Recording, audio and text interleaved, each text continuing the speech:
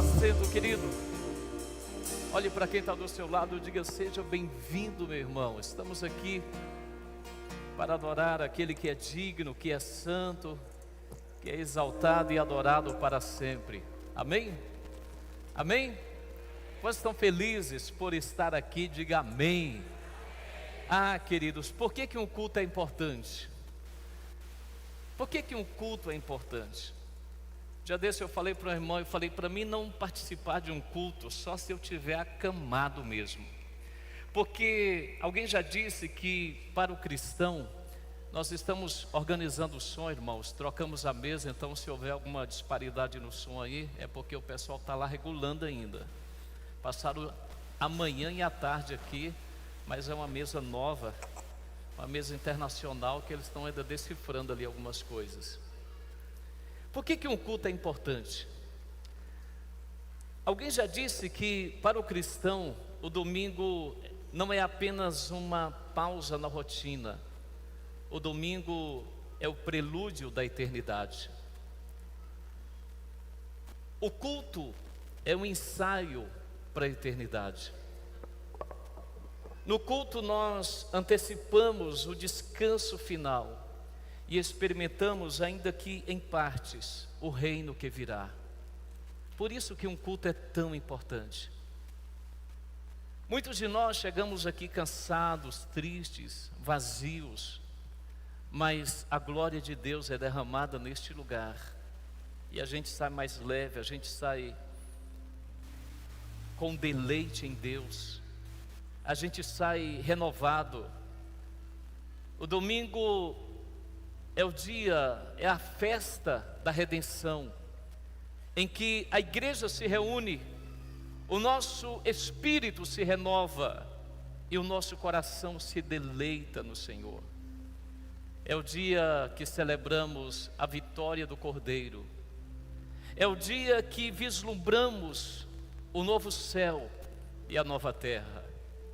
É quando nós temos certeza que adoramos aquele que é eterno e fragmentos da eternidade começam a nos preencher, e saímos de um culto fortalecidos e renovados pelo Senhor. Quando já tiver essa experiência, eu creio que todos nós, hoje pela manhã nós estávamos aqui numa manhã muito especial. Para quem ainda não está vindo, queridos, nós começamos o nosso culto de ensino, a gente chama sala de ensino, andar de cima. E nós já temos no grupo 86 irmãos participando. E está sendo uma bênção. Eu até pedi que a Valentina, vem cá Valentina. A Valentina é uma das nossas alunas. Nós temos vários professores na nossa sala de ensino. E se eu fizer uma pergunta para você, talvez você não vai dar conta, mas a Valentina vai dar conta. Né, Valentina? Por exemplo, hoje nós estamos na nossa quarta lição. Hoje foi a quarta lição. E cada lição tem uma pergunta e uma resposta. Aliás, a gente começa a nossa sala de ensino com uma pergunta e uma resposta. E eu quero perguntar para a Valentina qual a primeira pergunta. Qual a nossa única esperança na vida e na morte? Aí, calma aí. De novo, dá mais volume aí para a Valentina. Qual a nossa única esperança na vida e na morte? Qual a nossa única esperança na vida e na morte? A Valentina tem a resposta.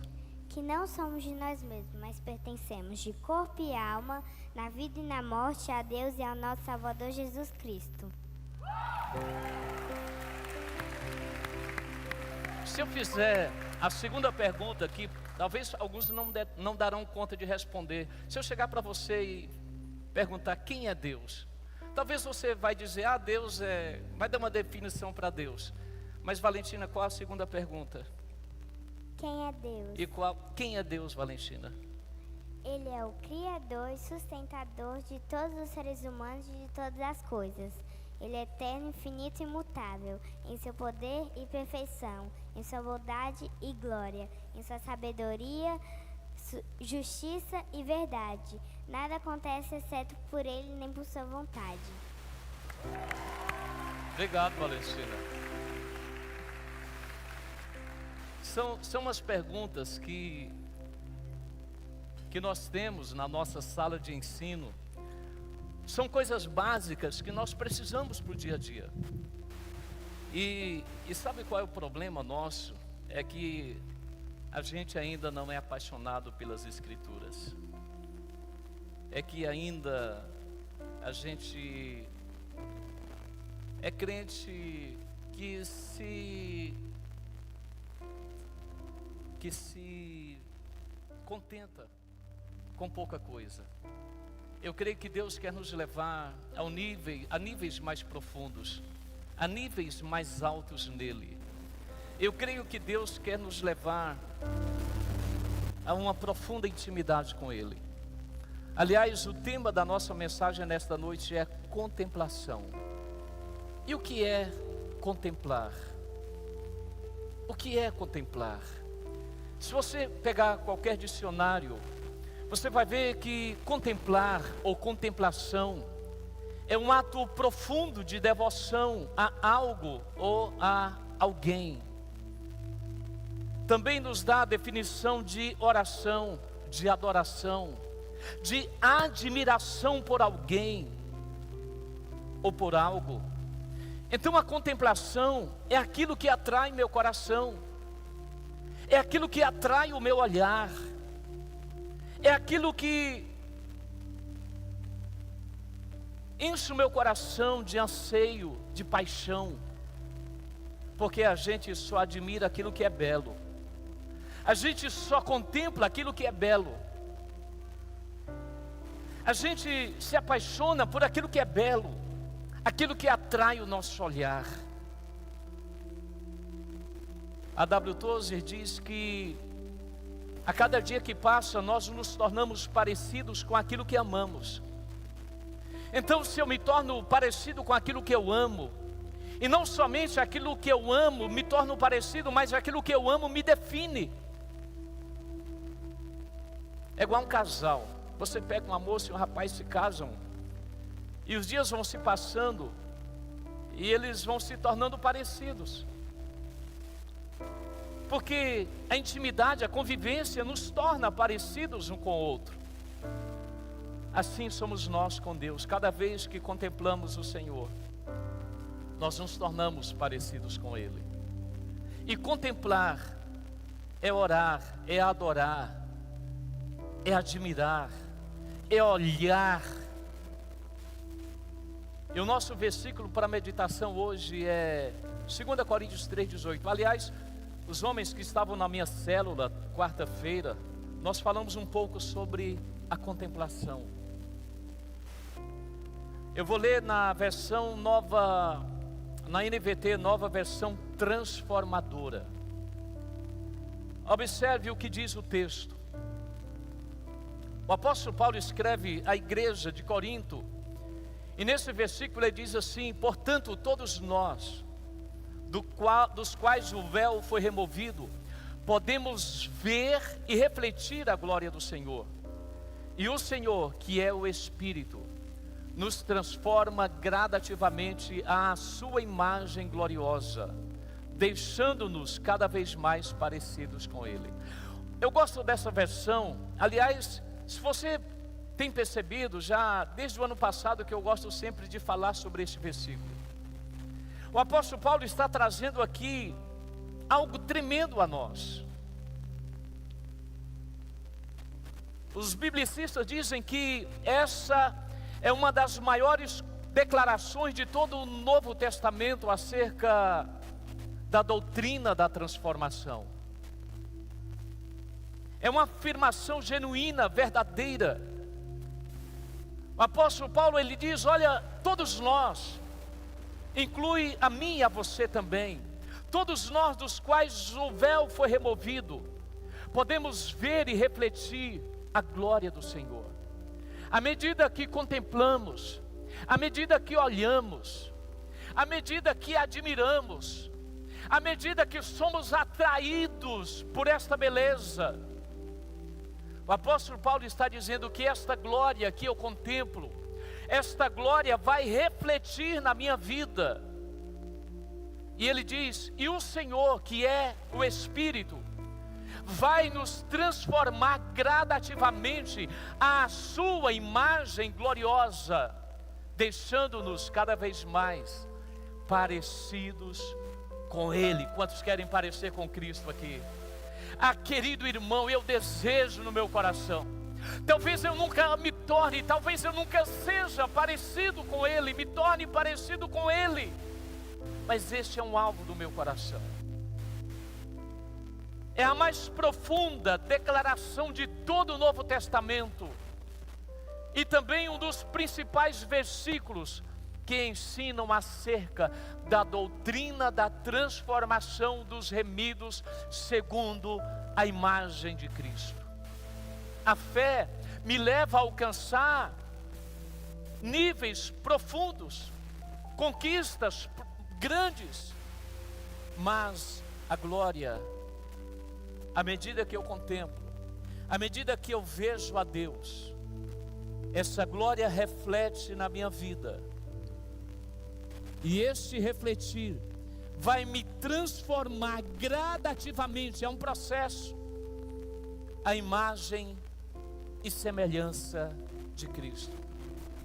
E quando eu olho para este versículo, me vem uma certeza de que eu e você precisamos ser transformados diariamente. Como que eu sou transformado? Eu poderia vir aqui nesta noite e te dar um monte de regras. Você quer ser um bom esposo? Faça isso, isso, isso, isso. Você quer ser um ótimo empresário? Faça isso, isso, isso e isso. Essas regras são importantes, mas eu digo para você, as regras funcionam por um período, por um tempo. Eu posso me esforçar para ser um bom marido, eu posso me esforçar para ser um homem de Deus, eu posso colocar princípios, regras, pontos na minha caminhada, mas eu quero falar para você que regras não geram transformações. Podem até nos melhorar, mas informações não são suficientes para transformar pessoas. Eu posso saber tudo de Deus e não ser transformado por Ele. Eu posso conhecer a Bíblia toda, posso ler bons livros, mas isso não vai me transformar, porque a nossa natureza ainda é uma natureza caída. E se o homem não tiver um encontro genuíno com Deus, a sua natureza caída ainda vai dominá-lo, ainda vai levá-lo à escravidão do pecado. É como você pegar um porco, um filhotinho, um bebezinho, um porco, um bebezinho. Aí você pega ele para criá-lo. Você coloca perfume nele, leva para dentro da sua casa, coloca no seu sofá. Você perfuma aquele porquinho, mas se a porta abrir, para onde que ele corre? Para a lama. Por quê? Porque a natureza ainda é de um porco. Um homem que não é transformado, a sua natureza caída vai levá-lo de volta ao lamaçal. Por quê? Porque ainda não houve uma transformação, não houve ainda uma regeneração, ele ainda não foi revestido de Cristo. Pode até ter sido batizado nas águas, mas ainda não foi batizado em Cristo. A contemplação vai nos levar num processo de santificação, de quebrantamento, de prazer de estar na presença de Deus. Precisamos ler a Bíblia. Os irmãos da minha célula sabem, eu cobro toda reunião sobre a leitura da Bíblia. Irmãos, como somos inimigos da Bíblia. Falamos que amamos a Deus, falamos que amamos a Cristo, falamos que somos adoradores, mas temos preguiça de ler a Bíblia. A contemplação está aqui também. A contemplação está na devoção, no parar e você buscar nas linhas da Escritura a Cristo, a sua presença. Como nós dizemos que somos apaixonados por Cristo, mas divorciados da sua palavra, inimigos da sua palavra.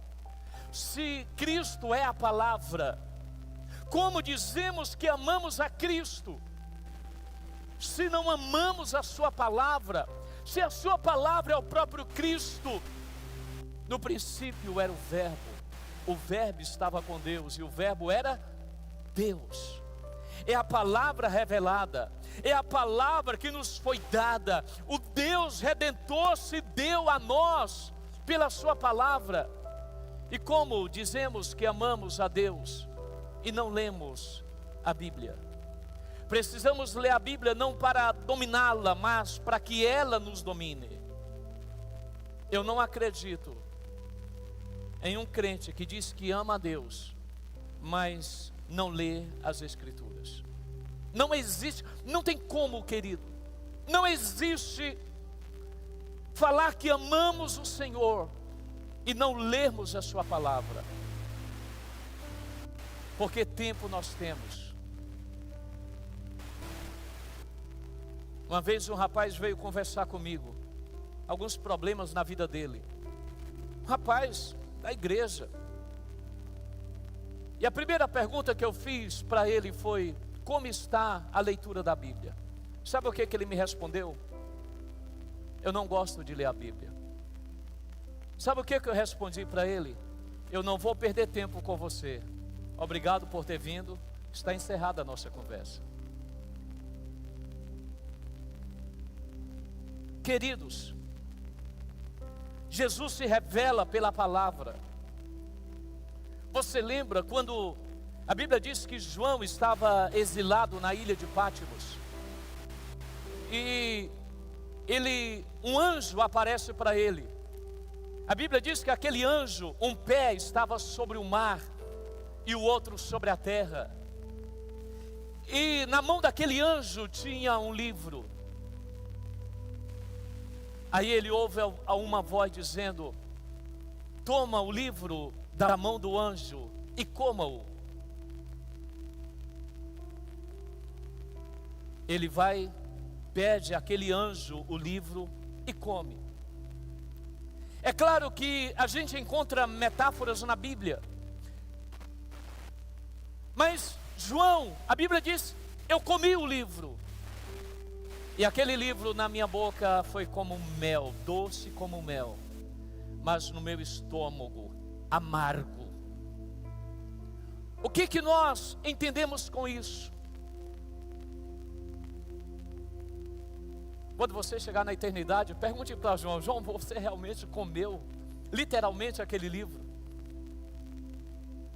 Mas ele diz: eu peguei o livro da mão do anjo e o comi. Na minha boca era doce como mel, mas no meu estômago era amargo. Havia amargor no meu estômago. Deixa eu falar para você, o Evangelho é de paz. O Evangelho tem promessas. O Evangelho tem palavras tremendas, mas também tem um amargor do confronto. E a gente é seletivo, a gente busca só as promessas, a gente posta fotos com um versículo lindo: o Senhor é o meu pastor e nada me faltará. Caiam 1000 ao meu lado, 10.000 à minha direita, mas eu não serei atingido. Oh, como é bom, a bondade de Deus me cerca. A gente escolhe aquilo que é mel, aquilo que é doce. Mas o Evangelho também diz Arrependei-vos, raça de víboras. Isso a gente não posta. O Evangelho tem também aquele que te ferir de um lado da face, oferece o outro lado. Te pediu a capa, dê também a túnica. Te obriga a andar 1 milha, vai com ele 2. Dá a quem te pede e não volte as costas àquele que te pede emprestado. O Evangelho tem o amargor, o confronto. E a gente não pode balizar a nossa fé somente pelas promessas. Você já viu pessoas que falam assim, deixa eu ver Deus falar comigo, aí se abre, pá. Cobra, converta-te. Oh Deus, isso aqui não foi Deus não.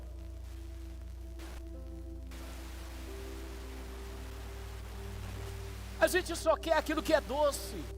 A gente só quer aquilo que satisfaz o nosso ego. Aquilo que nos faz, aquilo que é prosperidade. Que Deus vai nos colocar como cabeça e não por cauda. Que Deus vai fazer isso, vai fazer aquilo. Deus pode fazer sim. Mas temos também que saber que o Evangelho exige de nós renúncia. Aquele que quer andar comigo, quer me seguir, negue-se a si mesmo, tome a sua cruz e siga-me. Quer crescer? Diminua. Quer viver? Morra. O reino de Deus é para aqueles que contemplam essa glória. E essa glória refletida nele vai gradativamente transformá-lo à imagem e semelhança de Cristo. Porque quando contemplamos, somos transformados. Aliás, contemplação também é oração. Irmãos, a reunião que precisava ser mais lotada seria às 5:30 da manhã. Mas a gente tem preguiça. Mas levantamos para ir para a academia, levantamos para pedalar, levantamos para ir pescar, para fazer uma caminhada. Tudo isso é bom, é legal. Mas tudo isso sem oração é queda, é fracasso. Contemplação é devoção, é oração, é rendição. É quando o homem pecador, é quando o homem miserável se depara com a glória de Deus. E ele não consegue resistir a esta glória, a esta graça que é derramada sobre tão vil pecador. E oração não é para mudar Deus. Porque muitas vezes a gente ora para mudar Deus. Deus não precisa de mudança. Aliás, Ele é imutável. Quem precisa de mudança e transformações somos nós. Sou eu. A chave para vencer o pecado, o sofrimento e o medo é uma visão de um grande e majestoso Deus, revelado mais profundamente na pessoa de Jesus. Ver Jesus muda as nossas vidas. Como que eu vou ver Jesus? Está aqui explícito na sua palavra. Está revelado na sua palavra. Certa vez Jesus repreendeu os discípulos dizendo: olha, vocês não têm lido as Escrituras? Porque os salmos, os profetas, os profetas e Moisés falam de mim. Como é que vocês não sabem? A lei fala de Cristo, os salmos falam de Cristo, os profetas falam de Cristo. Como vocês ainda não entenderam? Jesus falou isso, se eu não me engano, Me ajuda aí. Lucas 23, 44. Lucas 23, 44. Salmos, provérbios, aliás, os profetas e Moisés falam acerca de mim. Como que vocês ainda não entenderam? O que é a igreja? Igreja é um povo sendo transformado à imagem de Deus. Amém? Amém, irmãos? É por isso que eu disse no início, o culto é o prelúdio da eternidade. Ah, querido, domingo passado eu viajei 1000 quilômetros para não perder o culto. Cheguei cansado, dirigi o dia todo, mas 5h30 nós estávamos aqui, 15 para 6 mais ou menos, a gente estava aqui na porta da igreja. Buscamos justificativas para não vir no culto. Buscamos justificativas, dizemos que estamos cansados. Chamam para uma pescaria, você não levanta 3 da... Aliás, ele não dorme.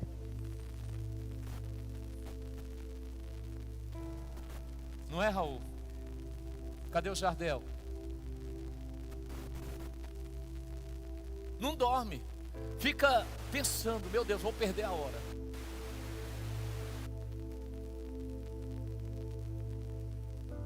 Ver Jesus muda as nossas vidas. Isaías capítulo 6, versículo 5. Olha só, veja esse texto. Isaías, ele tem uma visão do trono de Deus. Ele tem uma visão da glória de Deus. Olha o que ele diz.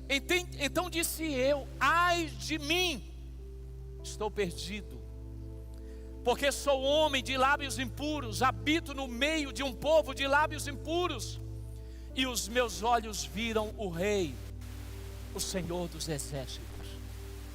Irmãos, não há transformação sem contemplação. E quando contemplamos a glória, a primeira coisa que acontece é que nós olhamos para nós mesmos, olhamos para o nosso pecado, olhamos para as nossas fragilidades, olhamos para o nosso interior. Isaías, quando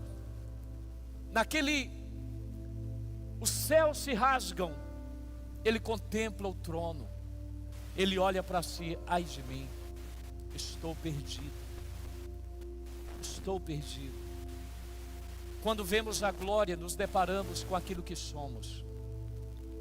Quando vemos a glória, nos deparamos com o nosso pecado. Quando vemos a glória, o nosso pecado é exposto à luz. Outro texto que eu separei, Lucas capítulo 5, verso 8. Olha o que o apóstolo Pedro diz. Vendo isso, Simão Pedro prostrou-se aos pés de Jesus, dizendo: Senhor, retira-te de mim, porque eu sou pecador. Uma noite de uma pescaria frustrada, os discípulos estavam lavando as redes à beira do mar. Jesus chega e diz para eles: lance as vossas redes ali à direita. Pedro diz: Senhor, trabalhamos a noite toda, estamos cansados, nós somos pescadores desde jovens, estamos cansados, hoje o mar não está para peixe. Mas Jesus diz: lançai vossas redes. A Bíblia diz que eles obedecem. Jesus entra naquele barco, eles obedecem à sua voz e pegam uma quantidade de peixes que a Bíblia diz que as redes estavam a ponto de se romperem. E quando eles chegam na praia, Pedro se joga aos pés de Jesus. E a única coisa que Pedro diz é: Senhor, retira-te de mim, porque eu sou pecador. Pedro estava se deparando literalmente com a glória de Deus revelada na pessoa de Cristo. A glória trouxe temor. E Pedro pôde contemplar o seu pecado, a sua carnalidade. Qual a diferença de anjos e demônios? Já falamos isso aqui. É que anjos, eles contemplam a glória, eles contemplam o Senhor. Anjos, quando o Senhor se revela, se manifesta, eles tiram as suas coroas. A Bíblia diz que serafins e querubins, anciãos no céu se prostram. Eles adoram aquele que é digno. E os demônios, eles tremem. Cuidado, se você não é um adorador, você pode ser outra coisa. Porque, como já disse, nós só não nos tornamos parecidos, mas aquilo que contemplamos, aquilo que admiramos, aquilo que nos apaixonamos, vai nos definir no nosso caráter, nos nossos relacionamentos, na nossa postura. Porque o que amamos nos define. E sabe qual é o grande problema nosso? É que todos nós carregamos ídolos. Todos nós temos um ídolo. O problema não é ter ídolos. O problema é qual é o seu ídolo. O que que você contempla? O que que você é apaixonado? O que que chama a sua atenção? O nosso coração é um altar. E esse altar é colocado ídolos que nos governam. Ídolos que nos norteiam no cotidiano, no dia a dia, nos relacionamentos, nas decisões, nos pensamentos. Se Cristo não for o teu ídolo maior, é hora de você rever a sua vida cristã. E é hora de você clamar para que seja alcançado por esta graça. Porque talvez, aliás, nossos esforços só vão servir para uma coisa. C.S. Lewis diz que os nossos esforços são apenas para revelar que tudo depende de Deus. Vai chegar no momento que tudo aquilo que eu anseio, tudo aquilo que eu busco, tudo aquilo que eu faço, vai culminar numa verdade: que eu dependo da graça de Deus, que eu preciso ser alcançado por essa graça, que se essa graça não vier sobre mim, eu estou perdido. A graça só é dada a miseráveis, e só sabe que é miserável aquele que foi alcançado pela graça. Se essa graça não nos tocar, se essa graça não nos atingir, nós estamos perdidos. Seremos apenas meros espectadores e frequentadores de igreja. Porque eu posso vir para a igreja e não estar no culto. Eu posso sentar numa cadeira aí e não estar no culto. Eu posso entrar por aquelas portas, sentar nessas cadeiras e sair do mesmo jeito. Por quê? Porque eu estive na igreja, mas não estive no culto. Eu posso vir para a igreja e não participar do culto. Posso até entrar nesse recinto, sentar e sair do mesmo jeito, com o mesmo vazio, com os mesmos medos, com as mesmas incertezas, com as mesmas práticas, com os mesmos hábitos. Por isso que nós precisamos da graça salvadora de Deus. Eu preciso ser alcançado pela graça a cada dia. Eu preciso ser encontrado pela misericórdia, essa misericórdia que está sobre mim. ela se renova a cada manhã, que é a causa de não sermos consumidos. Porque graça e misericórdia são duas palavras que nós precisamos diariamente. Graça, eu recebo aquilo que não mereço. Misericórdia, eu não recebo aquilo que mereço.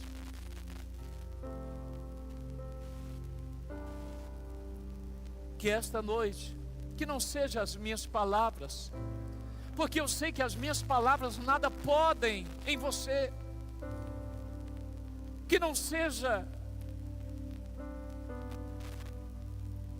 aquilo que sai dos meus lábios, da minha boca, mas seja aquilo que o Espírito pega dos seus ouvidos e penetre no mais profundo do teu coração.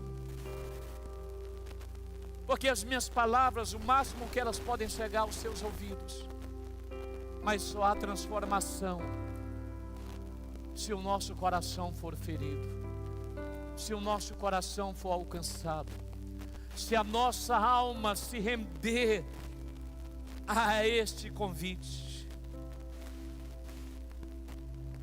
E eu concluo dizendo uma frase de Paul Walsh: uma vida que não foi transformada não foi salva. Pense nisso. Uma vida que não foi transformada não foi salva. Vou repetir para você guardar. Uma vida que não foi transformada não foi salva. Então, se você é um mero frequentador, pastor, mas eu já sou batizado, eu já sirvo.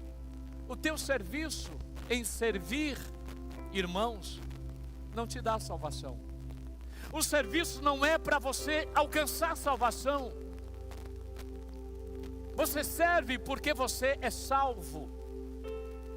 As tuas obras, as tuas esmolas, aquilo que você faz, não te tornam salvos. Aliás, a gente deve fazer porque é salvo. As nossas obras não nos salvam. Mas se somos salvos, precisamos ir às obras. A verdade é que a gente nunca estará bem. A verdade é que a gente nunca se completará. A verdade é que a gente nunca ficará satisfeito enquanto não amarmos e admirarmos a Cristo acima de todas as coisas. A verdade é que se ainda coisas guiam o nosso coração, se ainda estamos fascinados pelo brilho deste mundo, se ainda estamos fascinados por um relacionamento longe de Deus, se ainda estamos fascinados pelos tesouros desta vida, a gente ainda não entendeu e não compreendeu e ainda não foi ferido por este evangelho. E ainda vivemos numa vida aquém daquilo que o evangelho nos garante, que é uma vida abundante.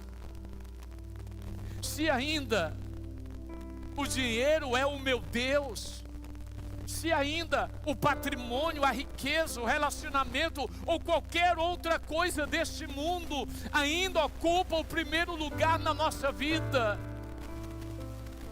nós precisamos rever a nossa vida cristã e clamar para que sejamos tomados pela graça.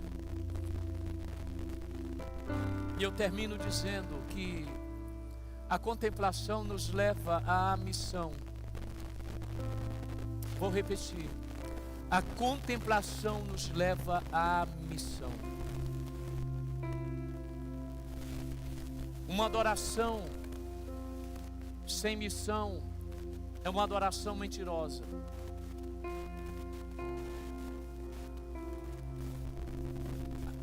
Spurgeon tem uma frase que ele diz assim: ou você é cristão ou um impostor. Porque a contemplação vai me levar à adoração, à missão. Quando Isaías contempla a glória, ele diz: ai de mim, estou perdido. E Deus faz uma pergunta: a quem enviarei? Quem irá por nós? Eis-me aqui, envia-me a mim. A contemplação nos leva à missão, a fazer, a servir, a ser útil. Você lembra da mulher samaritana? Quando ela contempla a Cristo naquele poço, naquela fonte, Jesus não manda ela ir a Sicar, anunciar que o Messias estava ali, mas a Bíblia diz que ela deixa o cântaro aos pés de Cristo e ela vai correndo a Sicar. Aquela mulher de Samaria, ela anuncia à cidade, às autoridades, ela anuncia à cidade dizendo: eu encontrei o Messias. Tanto é que quando os homens vêm, as autoridades vêm, eles dizem: agora a gente está sabendo, não porque você disse, mas porque nós temos visto. A contemplação vai me levar à missão, vai me levar a ser um canal de Deus para o perdido, vai me levar a orar pelo perdido, vai me levar a ter uma visão panorâmica da sociedade, do mundo. Querido, o mundo está perdido. Essa semana o irmão me chamou para ir num restaurante famoso. Eu fui. Se quiser me chamar, estou disposto de novo, tá, irmãos? Mas eu fiquei olhando, a gente fica olhando as mesas, aquelas pessoas ali, bebendo, comendo, e me veio uma sensação. Eu falei: meu Deus, como nós precisamos. Jovens bebendo. E eu fiquei pensando: meu Deus, como a igreja precisa orar para alcançar esta geração. Como a igreja precisa chorar por essa geração. Somos superficiais na palavra, na intimidade, no conhecimento, na entrega, na devoção. Essa semana eu vi um vídeo, eu não sei se você viu, você deve ter visto, na Nigéria, cristãos sendo mortos por causa do Evangelho. Alguém viu esse vídeo? Multidões, queridos, centenas de caixões, famílias inteiras sendo massacradas. Isso a grande mídia não noticia. Por causa de Cristo, morrendo por causa do Evangelho. Como nós estamos distantes. Como nós precisamos de um toque. Como nós precisamos de um derramar da graça de Deus sobre nós.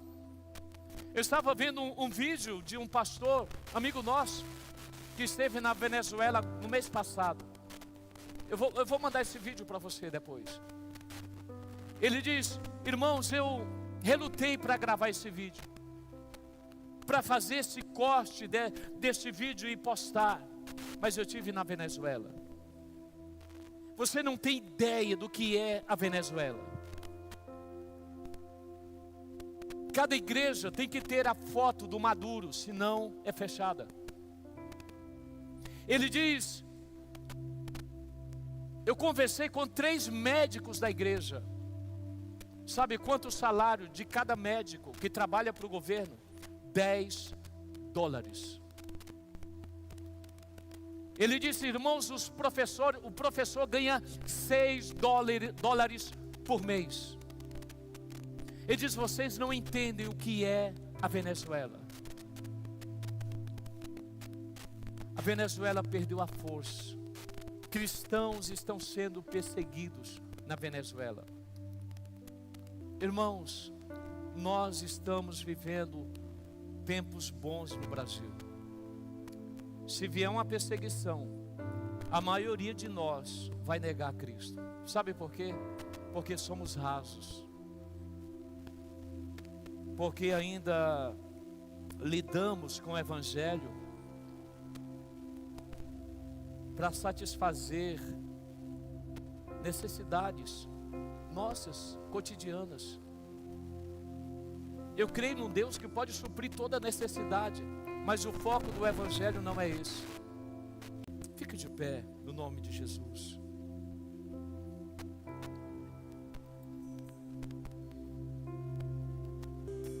Sabe, queridos, é tempo da gente voltar para o Evangelho. É tempo da gente voltar para as Escrituras. É tempo da gente voltar para Deus. É tempo da gente amar o Senhor acima de todas as coisas. Nós não estamos brincando de igreja, de vir passar um tempo aqui, voltar para casa e está tudo bem. É tempo de nos arrependermos dos nossos pecados. É tempo de fazer o que Joel diz: chorai, chorai pelos pais, pelas mães, pelos filhos. É tempo de clamarmos para que Deus comece um grande avivamento no Brasil. É tempo de clamarmos para que a glória de Deus se estabeleça sobre esta nação. É tempo de clamarmos para que a única coisa que nos atrai seja a glória dele. Não é mais tempo da gente ser atraído pelo fascínio e pela beleza deste mundo. É tempo da gente falar: Senhor, me alcança com a tua graça. É tempo da gente se prostrar aos pés do Senhor. É tempo da gente clamar para que essa graça nos alcance. Eu gostaria que você fechasse os teus olhos e fale com Deus. Diga: Pai, encontra o meu coração. Se não há paixão pela palavra, pelo Evangelho, por Cristo, diga: Senhor, alcance o meu coração. Não permita que eu saia desta noite da mesma maneira que eu cheguei. Vamos tirar alguns instantes. Se você quiser orar, ajoelhar, fique à vontade. Enquanto os irmãos adoram com a canção, tira aí 3 minutinhos para você falar com Ele, para você rasgar o seu coração. Aleluia. Fale com Ele. Se não há desejo, se não há fome, se não há sede, se não há afeição, clame agora. Diga: Pai, me alcança com a tua palavra, me alcança com a tua presença. Assim como aquele publicano no templo, a Bíblia diz que ele bate no peito e diz: sê propício a mim, sê propício a mim, Senhor, sê propício a mim, Pai. Oh, meu Deus.